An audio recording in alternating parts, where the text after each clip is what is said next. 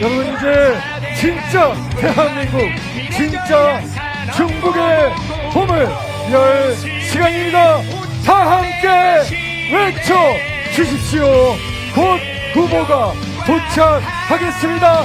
진짜 이재명 대통령, 이재명 대통령, 우리 충주와 충북의 발전을 위해 진짜 대한민국을 열어가기 위해 이재명 대통령 후보가 도착했습니다. 우리 엄지척으로 함께 외쳐보겠습니다. 이재명 대통령, 이재명 함께 나아갑니다. 함께 승리합니다. 이곳 충주에서, 충북에서 진짜 대한민국 만들어 가겠습니다.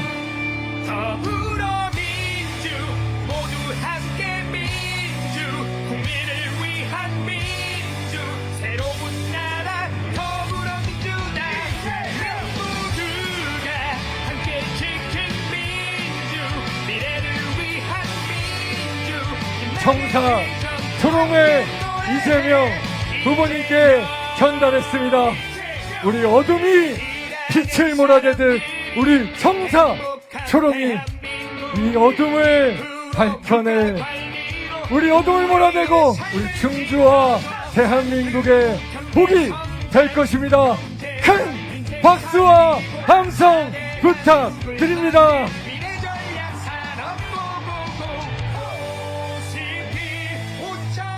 우리 충주 사위, 충북 사위 이재명 후보 마음에 드세요?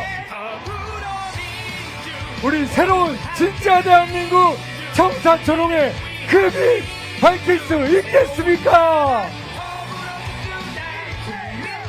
고맙습니다. 감사합니다. 고맙습니다. 감사합니다.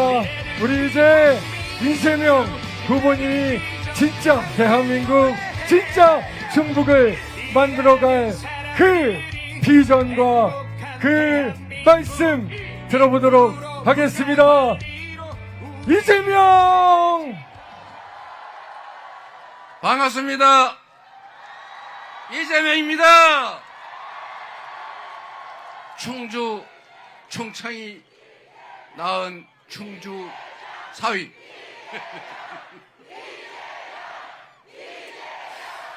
네, 우리 처갓 동네를 오니까 확실히 이렇게 푸근하고 느낌이 좋습니다.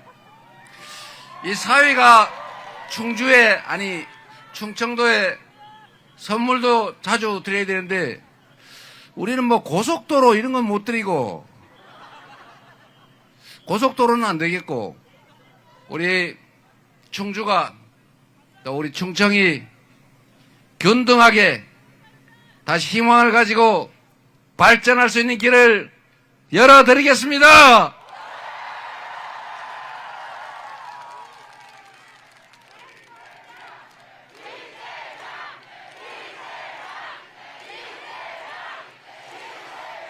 네, 시간대가 약간 늦어서 그런지 땡빛은 좀 많이 사라지고 좀 견딜만 하군요. 여러분도 어떠세요? 견딜만 하세요? 아이고, 원주, 춘천 거기는 너무 더워가지고 힘들었어요. 저는 뭐 괜찮은데 듣는 여러분들이 너무 시간이 길어 힘들다고 그래서 이제는 그 걱정은 안 해도 되겠습니다. 그렇죠? 우리 제가 전에는, 저번 대선 때는 제가 처갓 동네를 한번 가봤어요. 산청면이라고. 네. 송강리? 대소강마을? 네. 아시는 분 계세요? 오, 그거 어떻게 아세요? 저는 이 동네 이름 외우는 거 되게 어려웠어요. 송강리. 송강 이게 수호지에 나온 사람 이름인데, 그렇게 외우고. 대소강? 어쨌든 저희 처가 동네는 잘 있습니까? 근데 제가 참 안타까웠던 게 처가 동네에 갔더니 동네 조그마한 정자가 하나 있더라고요. 이게 너무 정자가 조그마하대요. 그 정자를 좀 키워주면 어떻겠냐 그러길래 제가 그거 꼭 해결해 드리겠습니다 이렇게 약속을 했었거든요. 그래가지고 제가 청주시에도 부탁하고 청주 우리 민주당 의원들한테도 부탁하고 해서 제가 나중에 또 물어봤어요. 제가 뭘 하면 끝장을 보거든요. 꼭 끝까지 챙겨보는데 못 해줬다더라고요. 그거 왜 못 해줬습니까? 그랬더니 거기가 개인 사유지인데 그 옆에 땅 주인이 동의를 안 한대요. 그래서 저 같으면은 그 땅 한 두세 평, 세 평, 네 평? 뭐 그 정도만 붙여 사면 될 것 같은데 그냥 수용을 해서라도 해주면 될 것 같은데 그게 안 된다 그래서 이게 뭐 저 같으면 바로 해버리거든요.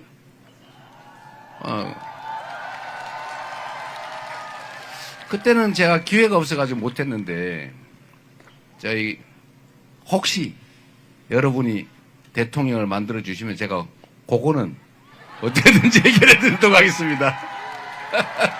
너무 작지요? 제가 저기 곡성인가 어디 갔었어요. 갔는데 논뚝길에 도로가 있는데 나무가 이렇게 하나 있어요. 이렇게 자연적으로 자란 나무더라고요. 근데 그 밑에 간이 의자를 놓고 할머니들이 쉬고 있어요. 그래서 제 생각에 아니 그 벤치 하나 놔주면 정말 좋겠다. 그래서 거기는 제가 이제 군수한테 그 당시에 이제 군수가 아직 없을 때 옆 동네였거든요. 그래서 그 군수한테 우리 민주당 국회의원 소속인데 여기 벤치 하나 놔주면 좋겠다. 동네 할머니들 앉아서 간이 의자 놓고 막 그러고 있는데 그러고 난 다음에 제가 한번 가봤거든요. 바로 해결해 놨더라고요. 이게 결국 마음 문제인 거죠. 마음 문제. 저는 국정도 사실 마찬가지라고 생각해요. 제가 이 처갔다 하니까 마음이 편해져가지고 이런 얘기 하는 거예요. 이제 행정이나 살림이라고 하는 게 크든 작든 본질적으로는 차이가 없죠. 애정을 가지고 그 수요자 입장에서 하느냐 아니면 그냥 공급자 입장에서 적당히 하느냐 이 차이가 엄청나게 크죠. 저는 성남에서 시장을 할 때 참 행복했는데 그 이유는 일단은 제가 마음먹은 일을 거의 다 할 수 있었어요.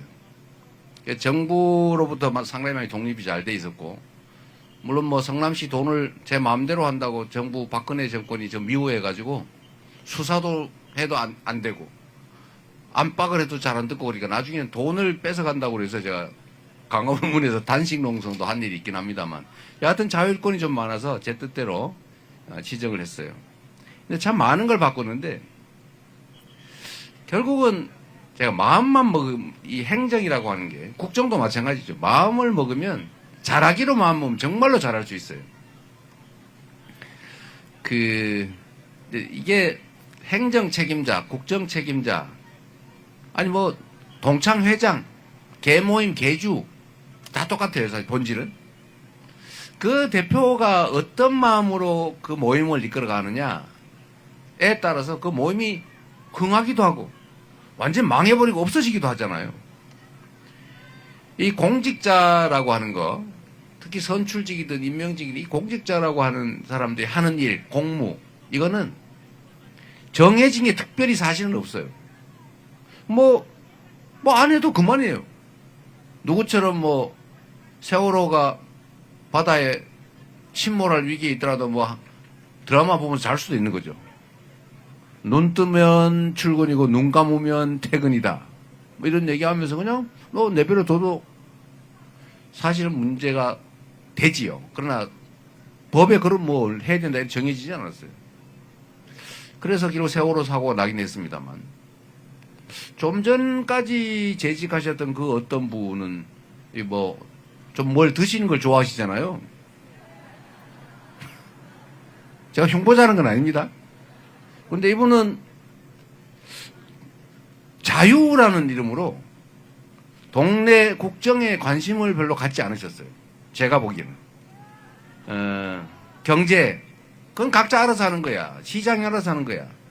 재정 지원 지출로 경기 부양을 해야 됩니다. 우리가 이렇게 주장을 하면은 돈이 없어. 세금이 안 거쳐. 재정이 부족해. 그러니까 참어. 라고 말했죠. 균형 재정 얘기를 하면서. 그래서 이 불황인데도 정부가 경기 진작을 위한, 경기 회복을 위한 특별한 조치를 안 하잖아요. 추경 좀 해가지고 동네 골목에 우리 지역 카페 소비 쿠폰 이런 거라도 조금이라도 해줍시다라고 생 난리를 쳐도 절대로 안 해줘요. 지금까지도 잘 안 해주고 있죠. 경기가 나빠질 수밖에 없죠. 각자 알아서 살아라. 각자 도생. 이렇게 방치했죠.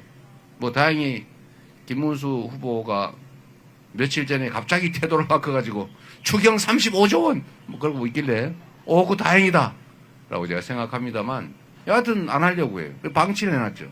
그러니까 경제가 나빠지죠. 안 그래도 나쁜데 부양을 해도 될까 말까 한 거를 그냥 방치해버리면 더 나빠지죠. 경제가 나빠질 때는 정부가 재정 지출을 늘려가지고 받쳐줘야 돼요. 그 원래 고등학교 교과서에 그렇게 하라고 돼 있잖아요. 정부 재정 역할. 경기가 과열되면 좀 누르고 경기가 침체되면 부양을 해라. 그게 정부 역할이다. 재정 역할이다. 금융정책의 몫이다. 이렇게 얘기하잖아요. 근데 안 해요. 여하튼 이렇게 안 해도 막 결정적인 사고가 발생하죠. 나중에 결국. 그러나 표시는 안 나요. 또 이 일을 하자고 하면 막 정말로 마당 걸레로 닦는 것처럼 끝이 없어요. 걸레로 흙마당을 닦으면 닦아져요? 계속 생기지. 그런 공무란 그런 거죠. 그런데 이 공직자라고 하는 것은 모든 많은 사람들이 관계된 일을 한다고 해서 공직자 아닙니까? 개인 사업을 하거나 뭐 그냥 가정살림을 하거나 이럴 때는 잘하든 못하든 그 결과가 동네 사람들한테 영향을 미치지 않아요. 근데 이 공직자가 하는 일은 동네 사람들한테 영향을 미쳐요. 시장은 이 충주시가 인구가 한 30만 되나요? 얼마요? 20만? 많이 줄었군요. 이 충주시 시장이 20만 명에 관한 일을 하기 때문에 충주시장은 1시간의 가치가 20만 시간의 가치가 있는 겁니다. 그렇죠? 혹시 여기 어떤지 모르겠는데 여러분 도로 다니다가 복구를 좀 부실하게 해가지고 차가 덜커덕거리는 거 없어요? 이 동네? 많아요? 그거 진짜 화나지 않아요? 근데 그 왜 그러냐? 원래 시에서 공사를 발주할 때는 이거 복구를 깨끗하게 하는 비용까지 다 공사비로 줘요. 그런데 복구를 할 때 깨끗하게 하려면 신경을 좀 써야 되잖아요. 뭐 대충 막 떼어 놓으면 쉽기는 한데 이제 차가 덜커덕하게 되는 거죠. 그런데 이게 얼마나 이기적인 일입니까? 어디 길을 복구를 해야 되는데 이거를 뺀질뺀질하게 높이를 맞춰가지고 잘 맞추는 비용하고 대충 해가지고 덜커덕하게 하는 거하고 비용 차이가 뭐 수백만 원, 수천만 원이 날까요? 요만큼 몇만 원, 몇십만 원 기껏해야 큰 공사라면 뭐 백수십만 원 정도 차이 아닐까요? 그런데 그 백수십만 원을 업자가 아껴서 부당한 이익을 취하기 위해서 엉터리 복구를 한단 말이에요. 그러면은 그 도로를 지나가는 하루에도 수천 수만 대가 운전할 때마다 털커덕 퇴근할 때도 털커덕 이거 신경질 나는 거 생각하면 합치면 얼마나 많아요. 이게 하루 이틀이 아니고 1년 내내 십수년 동안 계속 차가 그 수많은 차가 아침 저녁으로 덜커덕 차 다 망가지죠. 화나죠. 괜히 그것 때문에 부부싸움 하죠. 성질 나가지고 쌓이면 괜히 화풀이 하잖아요. 그런데 이거를 곳곳에 그렇게 해놓는단 말이에요. 근데 이거를 제가 성남시장이 될 때도 똑같았어요. 동네 제가 차 타고 다니면 덜커덕해서 진짜 이거 확 그냥 이러다 제가 시장이 된 거 아닙니까? 제가 딱 한 조치가 그거예요. 앞으로 도로 복구를 엉터리로 해놓은 거는 만약에 앞으로 엉터리로 하면 그 사람은 공사를 더 이상 주지 않는다. 그 업자는. 근데 그거는 앞으로니까 이미 벌어진 일을 어떡하냐. 그렇게 해놓은 업체는 연락을 해가지고, 원래 하자 보수 증권이라고 하는 거 있잖아요. 그럼 이제 보험회사가 대신해 준단 말이에요. 아니, 공무원들이 대충, 아이고, 귀찮으니까 그냥 공무원들이 그냥 복구해요. 제대로. 그 앞으로 공무원이 하지 마라. 그리고 하자 보수 증권 이런 거 하지 말고, 그 업자를 시켜서 파내고 다시 하라 그래라. 제가 이렇게 시켰어요. 다 조사해라. 그리고 제가 그때 제보를 하나 받았는데, 이 상수관인가, 그거를 복구를 할 때는 이게 순서가 있어요. 모래 쌓고, 흙 쌓고, 뭐 이런 순서가 있어요. 뭐 자갈 쌓고. 우리 이시정 지사님 잘 아시죠, 그런 거. 근데 그게 다 있는데, 이거를 그냥 그 비용 들잖아요. 그것도 신경 쓰이고. 그냥 안 보이잖아요. 그냥 대충 그걸 덮어버린 거예요. 그리고 싹 표면만 잘 해놓은 거예요. 이거를 제보로 받았어요, 제가. 메일로. 제가 파보라 그랬어요.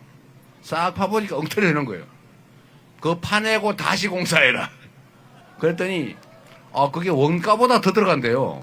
그러겠지요. 그냥 묻는 비용하고, 묻어놓은 걸 파내가지고 다시 묻어놓으면 돈이 더 들겠지. 그럼에도 불구하고 그렇게 하라고 시켜라.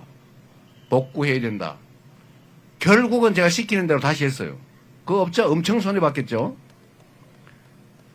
이렇게 해놨더니 이게 소문이 나가지고 그다음부터 공사 말로 안 시켜도 공사를 그렇게 깨끗하게 복구를 해놓습니다. 신경 하나 쓴 것으로. 이게 공직자가 하는 일이에요. 공직자가 1분 신경을 쓰면 충주시장은 20만 분의 효과를 발휘하는 거예요. 이게 공직입니다, 여러분. 대통령이 그래서 1시간은 5,200만 시간의 가치가 있는 거예요. 1시간 동안 쓸데없이 술 먹고 놀면 5,200만 시간을 날린 겁니다. 여러분, 옛날 이야기 중에 이런 게 있었는데,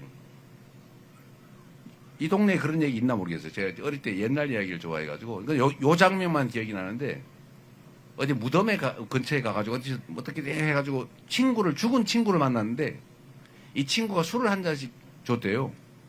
한 잔 먹고, 술이 너무 맛있어가지고 한 잔 먹고, 또 주니까 또 먹고, 그래서 10잔인가 뭐 이렇게 먹고 깼는데, 딱 보니까 한 잔에 10년씩 지났대요. 그래가지고, 10잔을 먹었으니 다 죽고 세상이 다 변해버렸더라. 부모도 죽고. 좀 이상한가요? 별썰렁한 소리를 다. 공직자의 시간은 그래서 이렇게 귀한 것입니다, 여러분. 같이 놀면 안 돼요. 친구 불러가지고 술 먹으면 안 돼요. 그 1시간이 국가의 운명을 좌우한다, 이런 말입니다.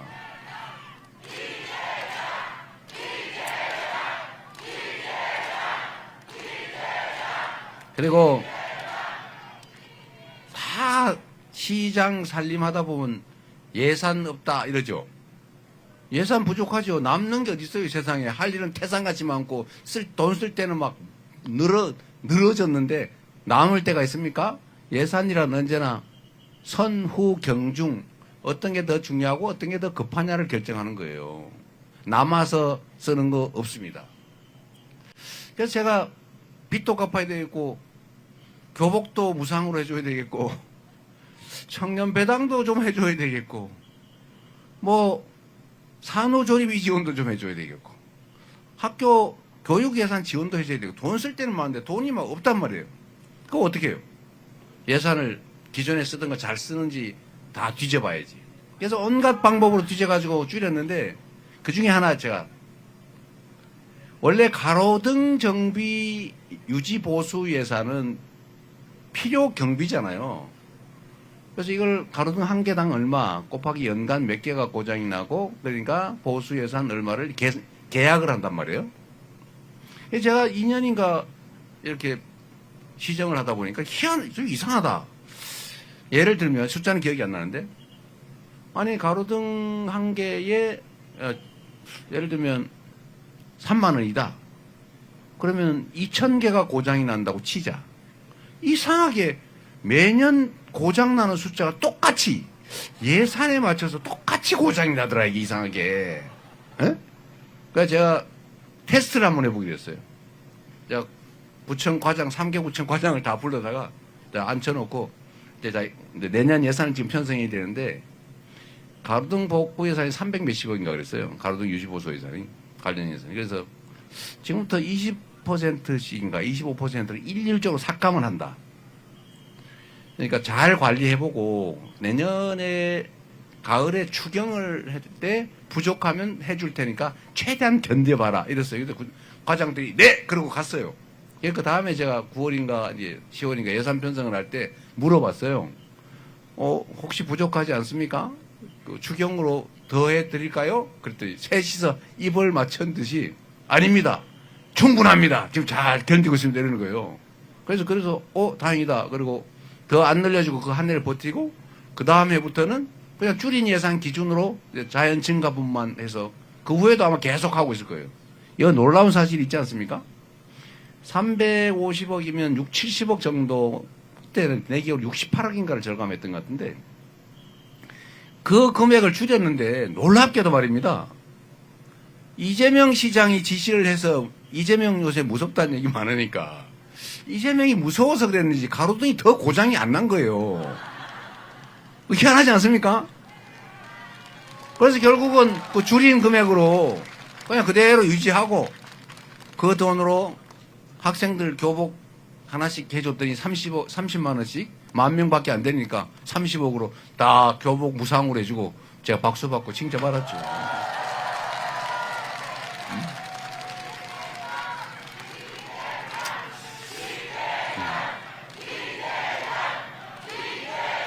제가 드리고 싶은 말씀은 이런 거예요.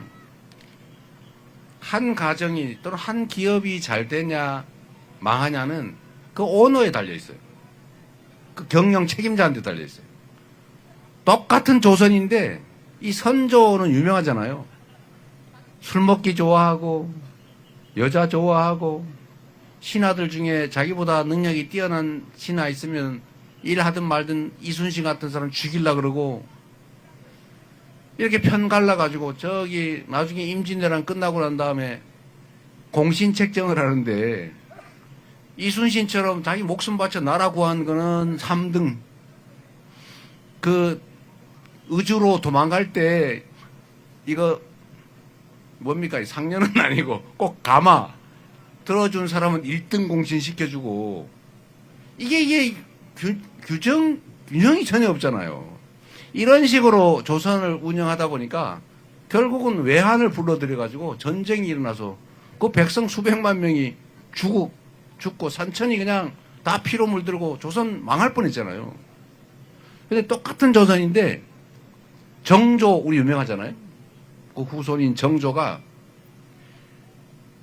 노비 출신이라도 실력 있으면 쓰고 정말 평생을 공부하고 왕인데 평생 공부하고 신하들 경쟁시키고 혹시 탐관오리한테 백성들 수탈당할까봐 1년에 열흘씩 저기 화성 왔다 갔다 하면서 징 들고 다니면서 징을 쳐라 억울하면 백성들아. 그 전국에서 억울한 백성이 와가 징 치는 날 그 관리는 죽는 날이죠. 그러니까 감히 관리가 백성들을 괴롭힐 생각을 했겠어요? 그냥 징 들고 왔다 갔다 1년에 열흘 동안 놀이 삼아 화성 왔다 갔다 하는 걸로 전국의 모든 관리들이 왕의 눈치를 보느라고 꼼짝을 못한 거예요. 이 정조가 뇌물을 받았겠습니까? 그러니까 오직 이 국정을 잘해라 라고 하는 것만 요구했을 텐데 그러면 관리들이 일을 잘할 수밖에 없잖아요. 뇌물 받고 장난치면 바로 징을 쳐버려가지고 진짜 지가 징을 쳐질 텐데 이렇게 해서 조선이 새롭게 갑자기 동아시아 최고의 부흥 국가가 됐다는 거 아닙니까? 대통령이 잘하느냐 못하느냐에 따라서 나라가 흥하기도 하고 망하기도 한다. 지금 우리가 보고 있지 않습니까? 아니 우리가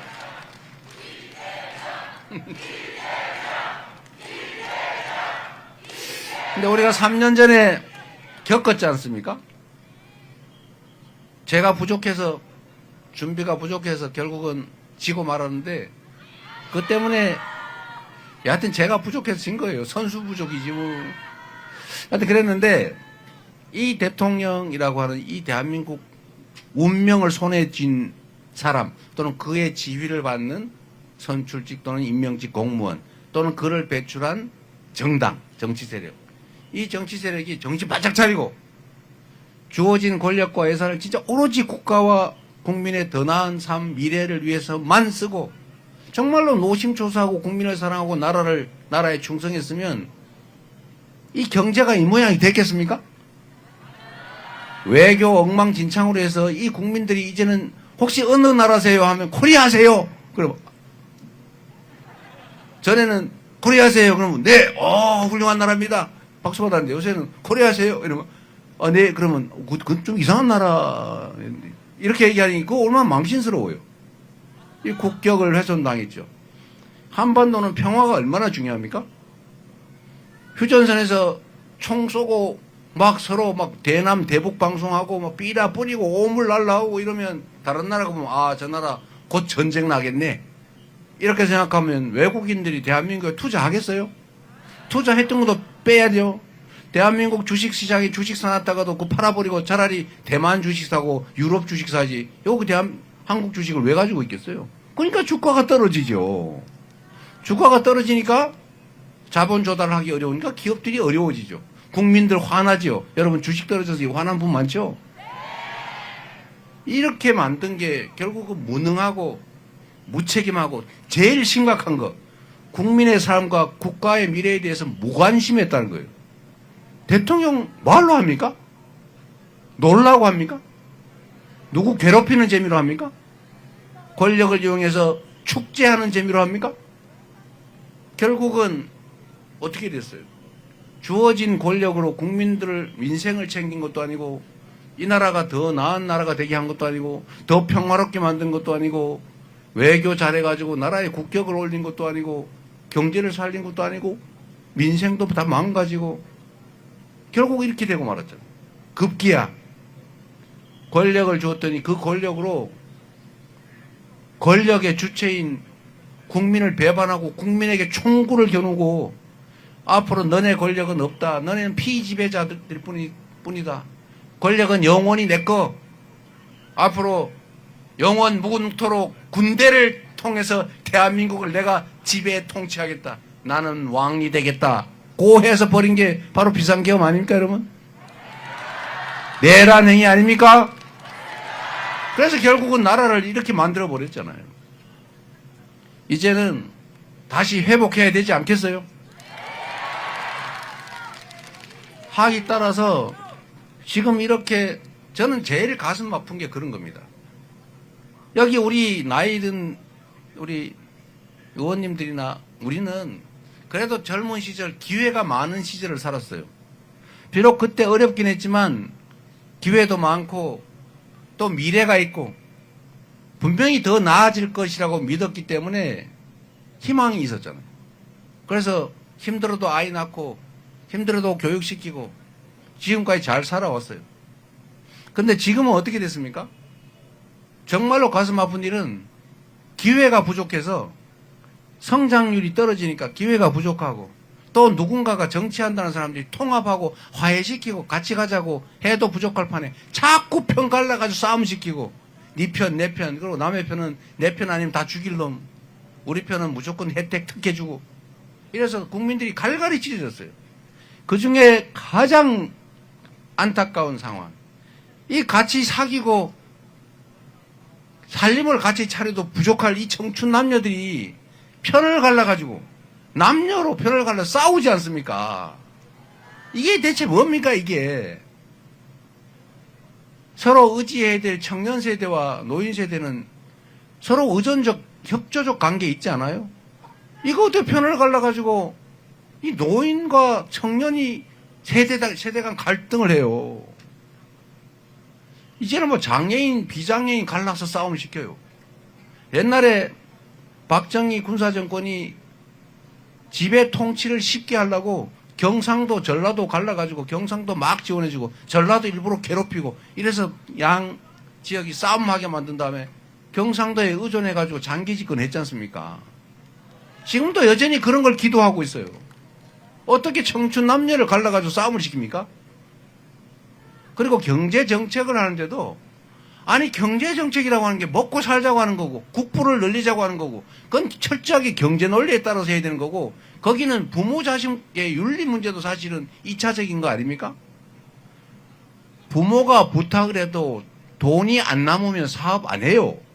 그래야 국제 경쟁을 해요. 대통령이 부탁을 해도 돈이 안 남으면 사업하지 말아야 되는 게 기업이에요. 말려도 돈이 되면 하는 게 기업입니다. 그게 경제죠. 그래야 국제적 경쟁이 가능하죠. 그런데 이 경제 문제에도 편을 갈라요. 경제에 무슨 보수 정책, 진보 정책이 있습니까? 에너지 정책을 왜 편을 갈라가지고 그렇게 싸움을 시킵니까? 재생에너지 정책을 놓고 거기다가 왜 중국 얘기를 하며 거기다가 왜 진보 보수를 집어넣습니까? 이 제정신이 아니잖아요. 우리 국민들은 어떻게 하라는 거예요? 지금 당장 먹고 살기 어렵고 일자리 없고 죽을 지경인데 어떻게든지 일자리 하나라도 더 만들고 어떻게라도 산업 더 진흥시켜가지고 국내 우리 국민들의 소득도 늘리고 그리고 에너지가 원자력이 꼭 필요하죠 지금. 그럼 쓰면 되지 뭘 그걸 편을 갈라가지고 원전하면은 우파 재생에너지 하면 좌파 왜 가릅니까?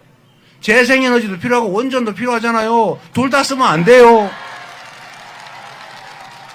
그래서 제가 분명히 얘기했어요. 우리는 에너지 믹스 정책으로 간다.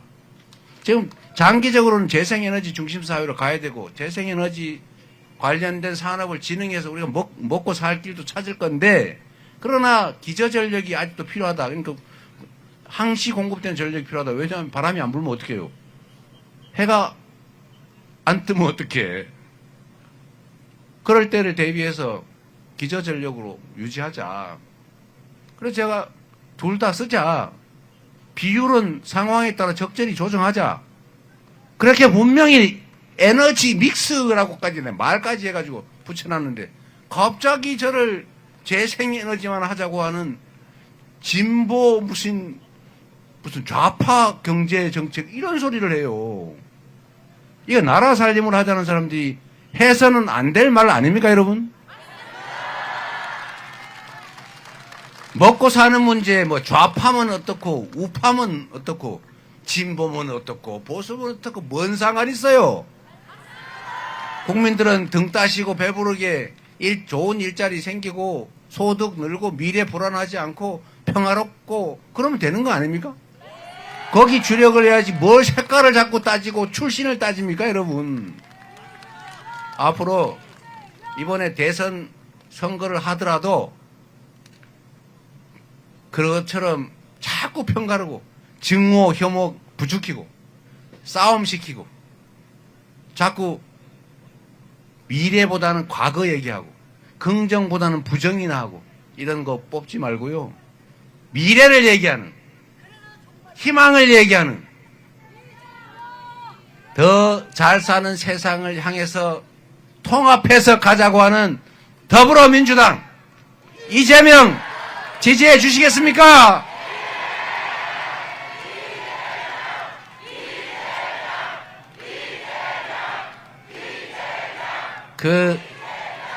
뭐 저녁 때도 되고 해도 졌으니 저 가는데 좀 더 해도 되죠? 바쁜 분들은 집에 가셔도 돼요. 어쨌든 나라가 해야 될 일이 몇 가지가 있는데 첫째 제일 중요한 거는 안보지요. 그렇죠? 우리 대한민국 공동체를 지켜야 될 것 아닙니까? 그래서 우리가 북한 1년 국민 총생산 GDP 다 합친 것보다 2배가 많은 국방비를 지출하고 있어요, 여러분. 잘 모르셨지요? 우리가 북한에 막 엄청 밀리는 줄 알았죠? 미군 없으면 막 전쟁하면 질 것 같이 생각됐나요? 대한민국의 군사력은 미군을 빼고 전 세계 무려 5위입니다. 5위. 강력한 국방력을 가지고 있죠. 그리고 거기에 한미 동맹이라고 하는 또 강력한 뒷받침이 있지 않습니까? 그런데 여러분, 안보라고 하는 게 상대가 있지 않습니까? 상대하고 싸워가지고 이기면 잘하는 거예요. 그거 제일 바보가 하는 짓이에요. 싸우지 않고 이겨야 진짜 실력이죠? 근데 싸우지 않고 이기는 것도 중수밖에 안 돼요. 진짜 실력, 진짜 안보는 싸울 필요가 없는 평화적 상태를 만드는 거. 이게 진짜 안보 실력이죠.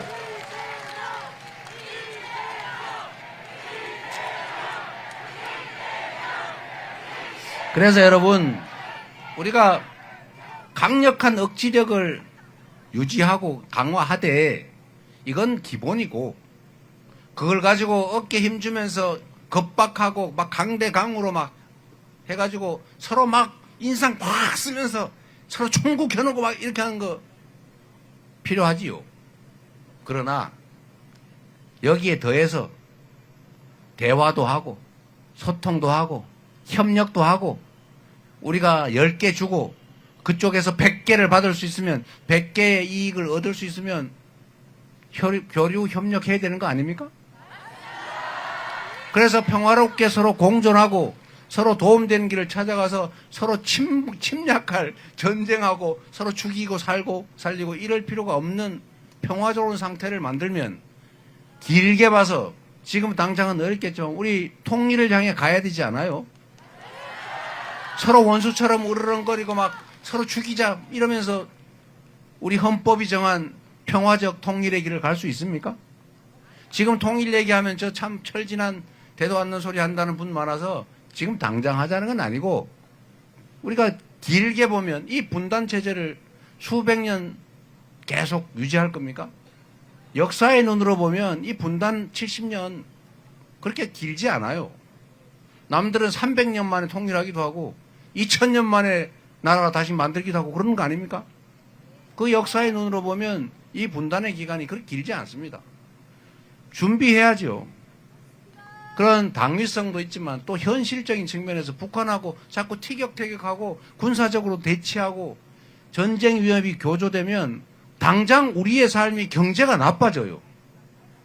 이거를 균형 있게 잘하는 것, 소위 김대중 대통령이 말씀하신 것처럼 자꾸 상대의 옷을 벗기려면 막 바람 세게 불고 막 때리려고 그러고 이러면 더 웅크리니까 따뜻하게 햇빛을 쬐가지고 더워서 벗게 만들면 힘들지 않고 얼마나 좋으냐. 햇빛 정책을 하자. 라는 말이 틀린 말이 아니잖아요.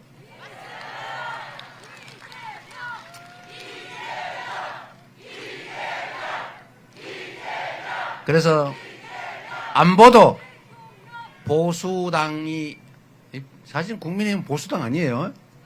옛날에는 보수당인 척하는 극우, 수구, 이권 집단 이었는데 보수인 척 했어요.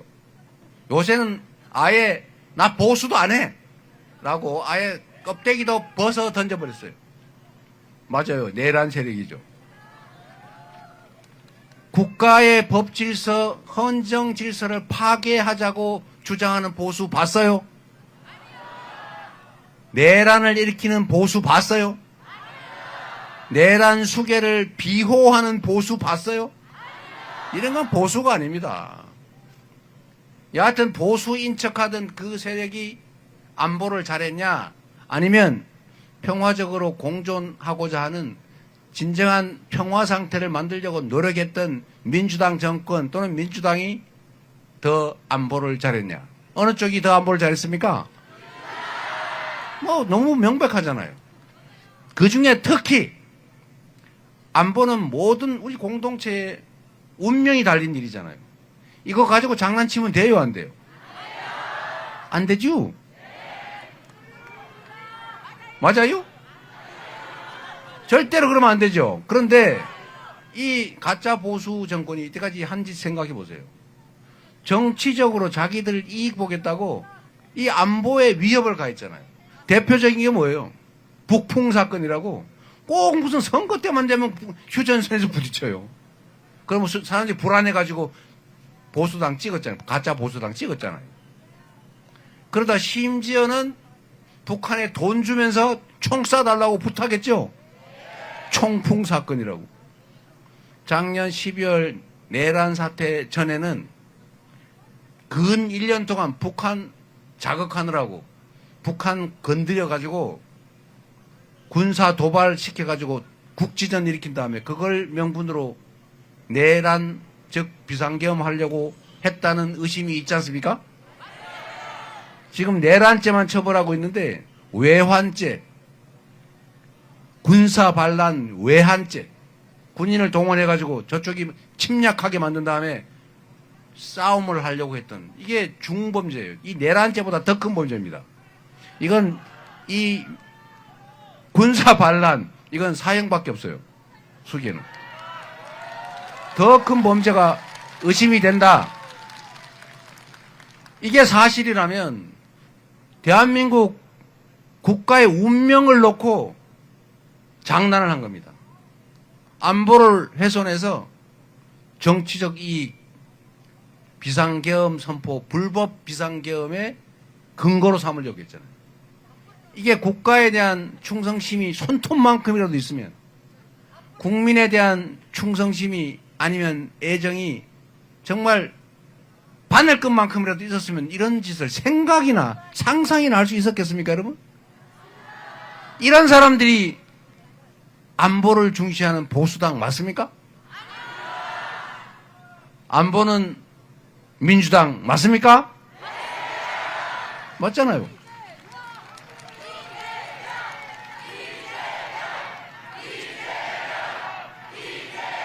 그리고 또 하나 이상한 전설이 있어요.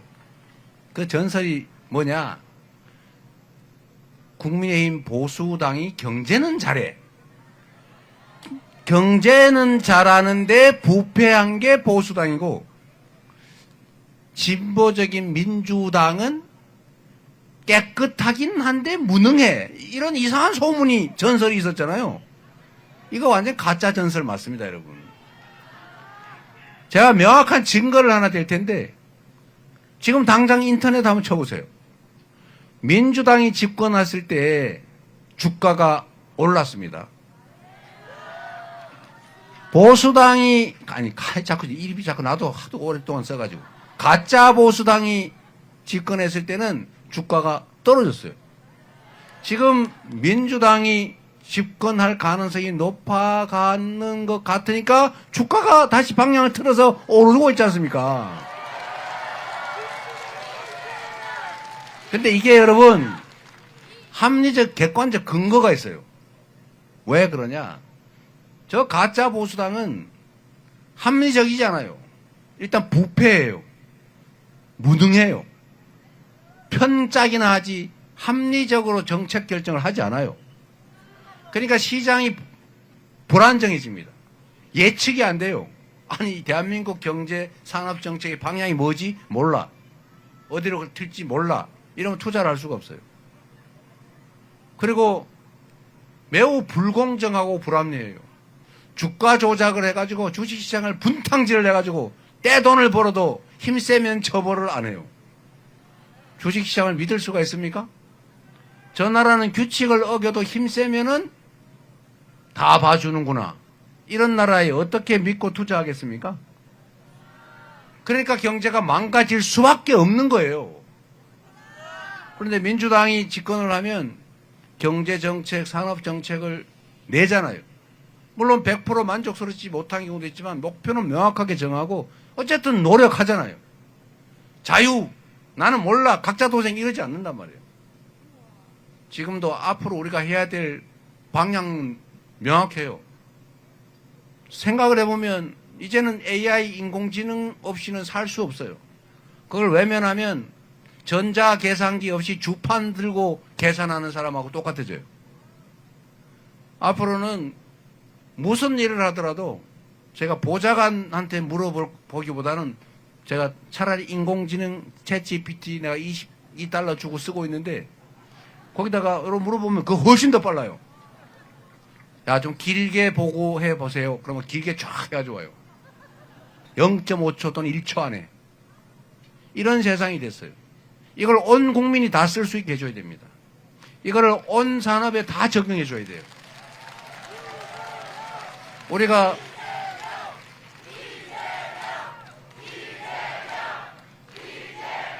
충주에서 돼지 키우는 분들 많을 텐데, 예를 들면 돼지를 키우는데도 인공지능이 적용이 되면 돈을 더 벌 수가 있어요. 제가 실제 사례입니다. 돼지를 키우면 돼지 몸무게를 맞춰서 때를 맞춰 팔아야 되죠. 그래서 돼지 몸무게를 재야 되는데 이 돼지가 말을 안 들어요. 그래서 이 돼지 몸무게 재는 게 너무 힘들어. 이 저울에 놓고 글로 몰아넣고 막 세워놓은 다음에 오다다닥 튀면 안 재지잖아요. 딱 진정시켜가지고 몸무게를 재야 되는데 이게 너무 힘들단 말이에요. 그런데 카메라를 딱 설치해놓고 인공지능으로 분석을 하면 데이터가 쫙 축적이 돼서 몇 달 동안 또는 몇 번 쭉 하는 데이터를 보면, 아, 요런 모양일 때는 몸무게가 얼마구나를 통계를 계속 축적을 하다가 딱 어느 순간이 되면 사진만 딱 찍어가지고 인공지능이 딱 데이터하고 비교를 해보면, 아, 얘는 28.7kg 딱 나와요. 지금. 그러면 몸무게 잴 필요가 없이 카메라 한 개만 설치해놓고 컴퓨터로 비교만 하면 딱 누르면 A 돼지 몇 그램, B 돼지 몇 그램, 이게 딱 나온단 말이에요. 그러면 인력 줄어들죠. 노동력 줄어드니까 비용이 줄잖아요. 그 다음에 빨리빨리 정리할 수 있어요. 아, 어떤 돼지는 사료를 덜 먹어서 그러면 그건 사료 더 주고. 이렇게 하면 생산성이 올라가죠. 이거를 모든 산업에 다 적용해야 됩니다. 대한민국은 제조업이 강하죠. 손재주가 좋아요. 머리가 좋아요. 충실해요. 열심히 해요. 교육 수준도 높아요. 여기다 인공지능을 응용을 해줘야 생산성이 확 늘어납니다. 이렇게 전면적으로 인공지능 중심으로 산업 전환도 하고 첨단 기술 산업도 지원해서 새롭게 발굴을 해야 되는데, 그러려면 어떻게 해야 돼요? 연구를 해야 되겠죠? 공부를 해야 되겠죠? 국가도 공부를 해야 됩니다. 우리가 잘 살라고 돈도 없고 배운 것도 없고 자원도 없고 그래서 뭐 했어요? 밥 팔아, 논 팔아, 소 팔아, 우골탑 쌓아가면서 빚져가면서 자식들 공부시켜서 대한민국이 여기까지 온 거 아닙니까? 나라도 공부를 해요. 소위 R&D 예산을 배정을 해가지고 연구 개발을 하는데 이거를 5조 2천억을 깎아가지고 그 연구하던 젊은이들이 다 일자리를 잃고 다 포기하고 전업을 하거나 해외로 다 나가고 있어요. 이러면 대한민국의 첨단 기술 산업이 어떻게 됩니까? 망하겠죠? 지금 큰일 났어요. 첨단 기술 산업을 키워야 된다. 그리고 기후위기 때문에 재생에너지 산업으로 전부 전환을 해야 되는데 재생에너지로 생산 안 한 건 안 산다는데 R200이 세계 표준이 됐는데 원자력을 60% 하려고 그러면 원자력 발전소를 270기를 더 지어야 된대요. 그런 대책 없는 거의 무식에 가까운 얘기를 대한민국 공당의 대통령 후보가 하면 되겠습니까? 이런 마인드로 그 당이 이 나라 살림을 하면 어떻게 되겠어요? 그래서 재생에너지 산업도 신속하게 전환해야 됩니다. 그래서 거기서 엄청난 일자리가 나오죠. 저 밭에 장사 안 돼가지고 비워놓은 묵은 밭 많죠. 시골에 가면 논뚝길, 밭뚝길, 오솔길, 제방, 하천, 도로 엄청 많잖아요. 거기다가 태양광 패널만 쫙 깔면은 가만히 앉아가지고 논농사, 밭농사 짓는 것보다 몇 배 소득이 늘어나면 떠났던 시골 사람 되돌아오지 않겠습니까? 그렇게 만들어줘야죠. 그래서 전력망만 잘 깔아주면 오지 말래도 시골로 도로 다 돌아와서 재생에너지 생산 사업에 참여할 수 있죠. 그러면 수입 대체되겠죠. 에너지 수입이. 연간 200조 원씩 우리가 수입하고 있어요. 그 대체해야 되고 재생에너지 확보해야 되고 그래야 국내에서 수출 기업들이 국내에서 생산한 물건을 팔 수가 있어요. 이렇게 재생에너지 산업 대대적으로 키워야 되는데 지난 정권이 무슨 짓을 했습니까, 여러분? 재생에너지는 좌파 정책이야. 원전은 우파 정책이야. 원전해야 돼. 좌파 정책. 태양광 산업 하는 거 다 부정비리 있을 거야. 우리의 전공을 발휘해서 전면 수사를 시작한다. 수년 내내 수사하느라고 그거 다 망쳐버렸어요. 국내에 들어온 재생에너지 산업 기업들 막 철수하고 국내 기업들 다 포기해버렸고 그래서 재생에너지 산업이 망쳐져 버렸어요. 이제 다시 복구해야 됩니다, 여러분. 다시 이런 거 겪고 싶으세요? 이제는 좀 합리적인 세상을 살아야 될 것 아닙니까? 다시 성장하고 기회가 많아서 청춘 남녀가 편갈라 싸우지 않아도 되는 그런 세상 다시 만들어야 되지 않습니까? 정부가 하기에 따라서 유능하고 충직한 국회의원들 잘 뽑는 것으로 지금 어렵지만 얼마든지 더 나은 세상을 만들 수 있습니다. 여러분 손에 이번 대선에 여러분의 인생도 우리 자녀들의 미래도 이 나라 운명도 달려 있어요. 총알이 무섭죠? 총구 무섭죠? 그러나 이 총알보다 무서운 게 투표지 아닙니까, 여러분?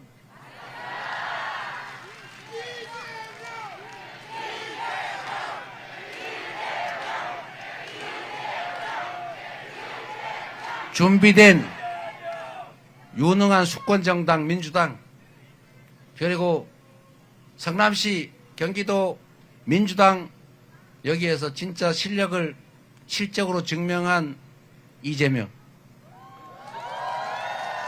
유능하고 충직한 일꾼을 뽑으시면 자다가도 떡이 나온다. 맞습니까, 여러분?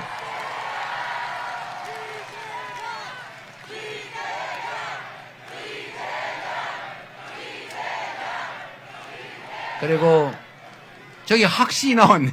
학시. 우리 독립운동원에서 투표난다. 예. 맞습니다. 학시 얘기가 나와서 그런데 앞으로 유망한 산업이 또 하나 있어요. 대한민국이 가지는 최강의 새로운 산업 영역 바로 문화산업입니다, 여러분. K 이니셔티브 대한민국만이 가진 특장점들이 있어요. 그 중에 하나가 예를 들면 드라마. 지금 OTT 넷플릭스가 다 먹고 있잖아요. 우리 국산 OTT 만들어야죠. 플랫폼 만들어서 우리 국내 제작자들, 국내 출연자들, 국내 시나리오 작가들 이 사람들 일거리 만들고 그 수익 우리가 취해야 되지 않습니까? 그 오징어 게임 한 개만 수조의 이 수익을 얻었다는데 그 폭삭 소가수다 저런 거 엄청나지 않습니까? 우리가 가진 이 문화적 역량이 정말로 커요. 그리고 드라마다, 영화, 팝, 그리고 K-뷰티, 대한민국 사람 왜 이렇게 예쁩니까? 전 세계에서 뷰티 산업, 전 세계 각광을 받잖아요. 이 코리아가 가지고 있는 엄청난 장점들이 있습니다. 그러니까 또 하나 이런 게 있는데 대한민국이 전 세계에 인정받는 나라가 될 수가 있어요. 위대한 나라 코리아. 그 위대함은 여러 가지가 있지만 이제 이번 내란 사태를 거치면서 전 세계에서 대한민국 민주주의의 회복력, 대한민국 민주주의의 위대함을 그 역량을 눈으로 보게 됐습니다. 처음에는 놀랐지요. 세상에 10대 경제 강국의 군사 쿠데타라니 저 나라 이제 망했구나 이거. 다시 옛날에 잘 나가다가 망한 나라 많죠. 그런 나라처럼 이제 저 나라도 군정이나 하면서 군대가 진주에서 통치하는 후진국으로 전락하는구나 이렇게 놀랬다가 갑자기 어디서 반짝반짝 하는 걸 들고 나온 이 젊은 여성들을 중심으로 맨손에 시민들이 우 몰려 나와가지고 장갑차도 맞고 총등 군인도 맞고 그 헬기 타고 가는 그 무서운 특전대를 다 제압해가지고 세상에 역사에 없는 군사 친위 쿠데타를 막아버렸지 않습니까? 그리고 대통령을 감옥으로 보내버리지 않았습니까? 뭐 슬쩍 나오긴 했지만 다시 보내야죠. 파면시켜버리지 않았습니까? 그리고 새로운 대통령을 뽑는 이 위대한 축제를 하고 있잖아요. 전 세계가 대한민국의 민주주의를 정말 경의로운 눈으로 보고 있어요. 우리는 아고라, 우리 그 원시 민주주의, 그거를 우리는 교과서에서 배우고 그리스, 이태리 가보고 싶어 하지 않습니까? 이제 앞으로 대한민국은 K푸드를 먹으면서, K팝을 들으면서, K드라마, K무비를 보면서 코리안을 배우고 한국말을 배우고 한국에 가보고 싶고 한국의 민주주의를 따라서 전 세계에서 우리도 민주주의 한번 해보자 이러면서 한국 봐라, 한국도 하지 않냐, 위대한 민주주의 선도국으로, 문화 선도국으로, 기술 선도국으로 이렇게 인정받게 될 거예요. 그런 나라 우리가 만들어야 되지 않습니까? 얼마든지 할 수 있죠.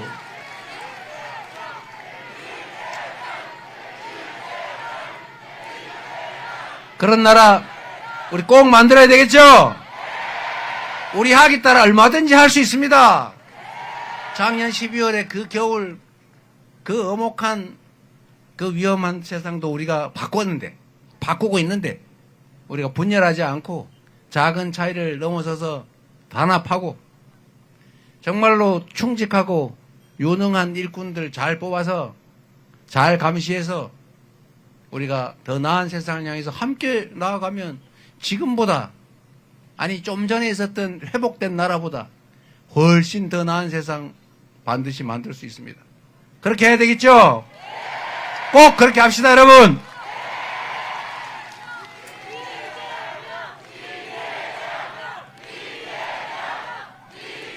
그리고 이제 마지막으로, 지금 빨리 안 끝낸다고 난리예요.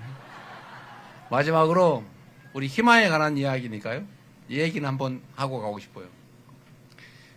꽤 복잡한 얘기이긴 한데 대한민국이 지금까지는 자원도 부족하고 자본도 부족하고 이러니까 국민들이 저축을 하든 차관을 들여오든 무슨 기회가 생기면 이거를 한 군데다 몰빵을 했어요.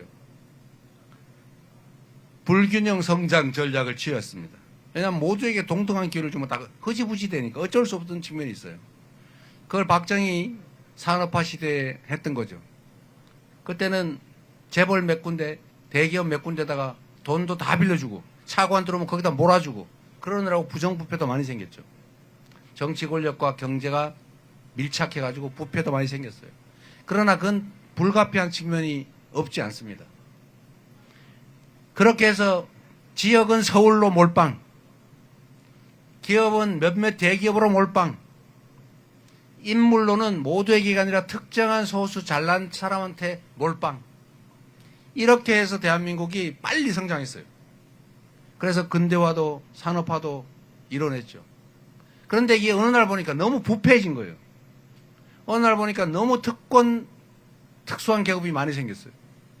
그래서 이 너무 양극화가 심해져 버렸습니다. 서울로 너무 많이 몰려서 문제, 너무 집중돼서 양극화돼서 문제, 불평등과 격차가 너무 커졌어요. 그게 어떤 문제를 야기했냐, 이제 몰면은 더 나빠지는 상황이 됐어요. 이제는 전략을 바꿔야 돼요. 국가 전략을. 불균형 성장 정책이 아니고 발전 전략을 균형 발전 전략으로 바꿔야 됩니다. 기업도 특정 소수한테 특혜를 몰아주는 방식이 아니고 모든 기업에 공평한 기회를, 아니 힘 약한 기업에게 더 인센티브를 주는, 그래서 생태계를 만드는 그런 기업 전략을 써야죠. 지역도 마찬가지입니다. 이제 서울에 몰빵을 하면 비효율이 발생해요. 지방은 지금 인구가 줄어서 망해가는데 서울은 미어터져 죽고 있잖아요. 양쪽이 다 죽게 생겼어요. 바꿔야죠. 지방에서도 먹고 살 수 있는 길을 열어줘야죠. 정부 재정도 지방에 더 많이 배정해야죠. 정책도 지방에 더 많이 배려해야죠. 이제 같이 하는 걸 넘어서서 지방에 인센티브를 주는 그런 전략으로 완전히 바꿔야 된다. 맞습니까, 여러분? 이게 빈말로 드리는 말씀이 아닙니다, 여러분. 반드시 그렇게 해야 돼요.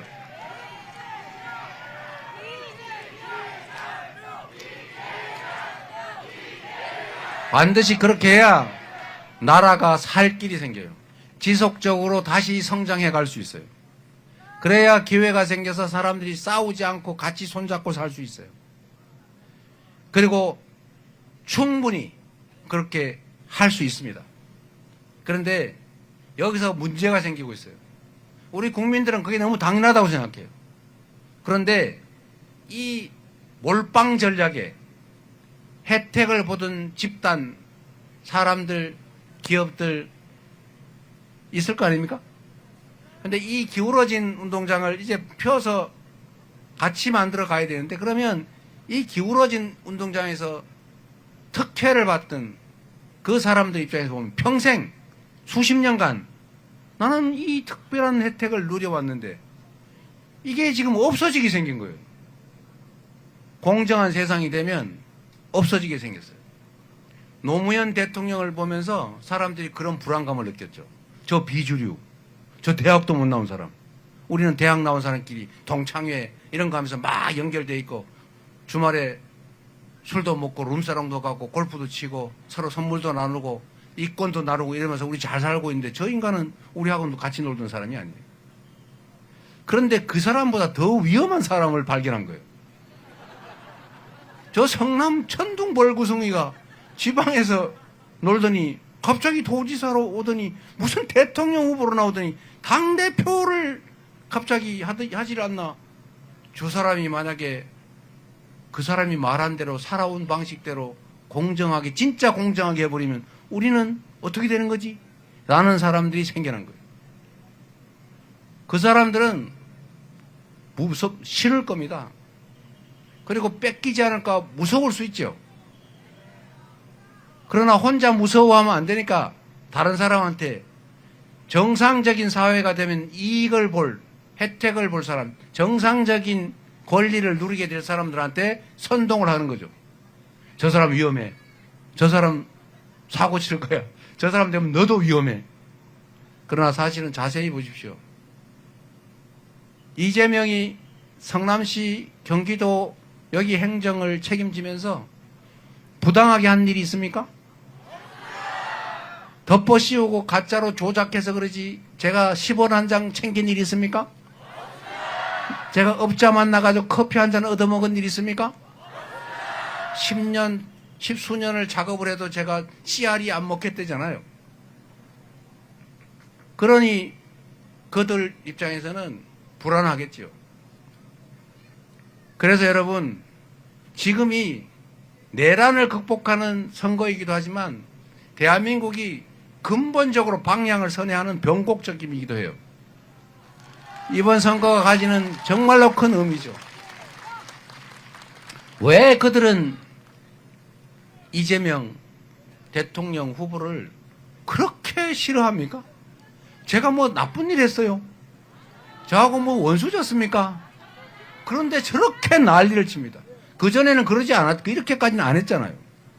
왜 그럴까? 시대가 바뀔 수 있으니까. 정상적인 사회로, 진정한 의미의 공정한 사회로 전환될 가능성이 높아지니까. 그렇게 되면 기존에 내리던 이 불공정함으로 기울어진 운동장에서 어떤 특별한 혜택, 특별한 지위가 위협받으니까. 그래서 그러는 거 아니겠습니까?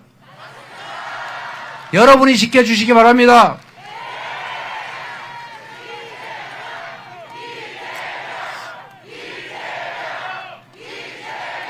존경하는 충주 시민 그리고 충청도민 여러분, 국민 여러분, 저 이재명은 사실 엄청나게 많이 죽을 뻔하다 살아왔습니다.